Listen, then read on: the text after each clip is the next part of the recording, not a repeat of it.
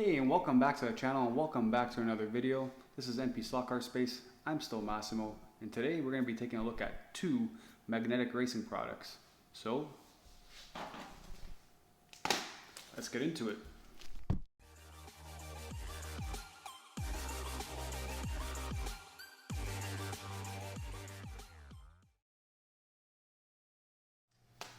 So I have to level with you. Up until a few weeks ago, I had no idea that magnetic racing was a thing. I only found them thanks to my good friend Travis over at That Slot Car Guy. Guy, awesome channel. Check him out. He has an amazing collection, does awesome reviews, has an awesome man cave. I'm saying awesome a lot, but what can I do? He's an awesome dude. And we're actually teaming up together and doing a live stream. And we're gonna talk all things about slot cars, all things that we enjoy about this hobby, things that you want us to talk about. Let us know, weigh in. Still keep a lookout for that. We'll be dropping more information about that as things happen. So I found it thanks to him. He did a review not too long ago on a Martini advertisement board that he got. Came out amazing. So I looked them up and they have very cool products. Make sure to check them out. I picked up a Shell advertisement board and a Heineken advertisement board. So that's how they come. Very thin. So let's open them up, take a look at what we've got, and go from there. So if you're ordering one of these kits, this is what you're gonna get right out of the bag. Mine's fairly basic, so it's 4 sheets, and all you're gonna do is pop each one of these out very carefully like that. And all you need is some super glue. I'm using Gorilla Glue, works great. So that's what I'm gonna be using to put this together. And obviously after you gotta paint it. But yeah, that's I'm very excited actually to do this. So let me take this apart out of the tree, whatever you want to call it, and we'll reconvene. So this is everything disassembled. This is all the parts I need. It was very simple to pop out. These were the only ones that were a little bit difficult to get out. I just want to be careful not to break them. So now what I'm gonna do is go along with my X-Acto knife and just clean off any of these connection points that we're connecting it to the full sheet. And after that, we're ready to start gluing. You really get a nice smoked wood smell with this stuff. I personally love it. Oh, sorry, we weren't supposed to see that. Okay, so I have everything cut and cleaned to the way I want it. So now I'm gonna start gluing. I guess I'm gonna start with the base first and work my way up. So I'll catch you once I have some kind of a structure together. This was honestly very easy, very user-friendly. If you're intimidated when you see these kind of kits, don't be. This literally took me no longer than 10-15 minutes tops. Very easy. I did the Heineken boards as well. So it's very simple. Happy with the way it's coming out. These are all laser cut, so it's cut precise. So what I'm gonna do now is I'm going to start painting, which is gonna be the crappy part. I'm not much of a painter. I'm not a Michelangelo or anything like that, so this will be the part, if anything, that will ruin this model.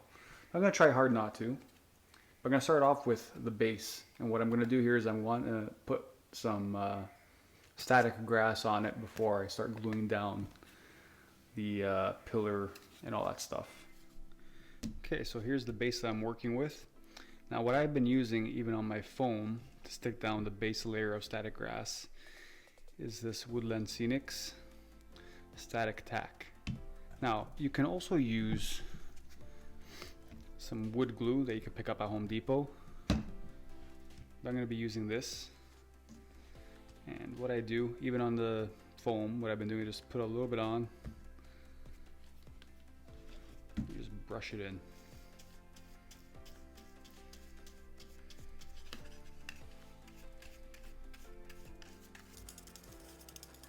Okay, so now we got this all prepped.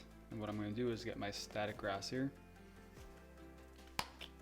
Pop her open and just sprinkle light coat this stuff.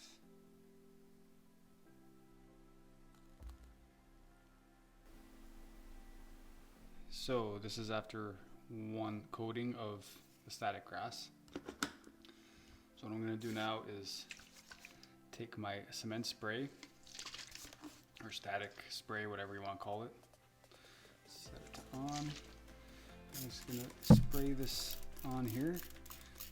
And this seals the first layer down pretty much, and also makes it tacky again so I can put my second layer, which I'm going to use a different grass here now, static grass, and go over top.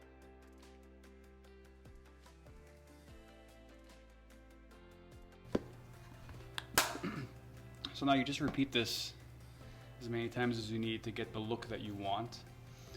I mean, I don't think there's any right way of doing this. Well, there is a right way of doing it, but I think it comes down to what you're looking for and the effect you want. So I'm probably gonna do 1 or 2 more coats of different grasses, try to get it to match what else I have going on my track. Okay, so while I set this aside to dry, I'm gonna tackle painting this. I'm gonna paint it a white. I'm gonna paint it before I glue these down. I guess one's gonna go like this. This little guy goes on the face there, and then another one on the other side. So that's the look over there. Looks pretty cool if you ask me. So yeah, I'm gonna tackle painting this, and I'll show you what she looks like when it's done. This is where I'm at. Got some paint on my hands. Is it perfect?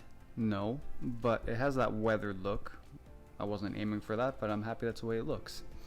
So that's where I'm at right now. It's majority painted. I still gotta get in there and paint those a little bit, but almost there.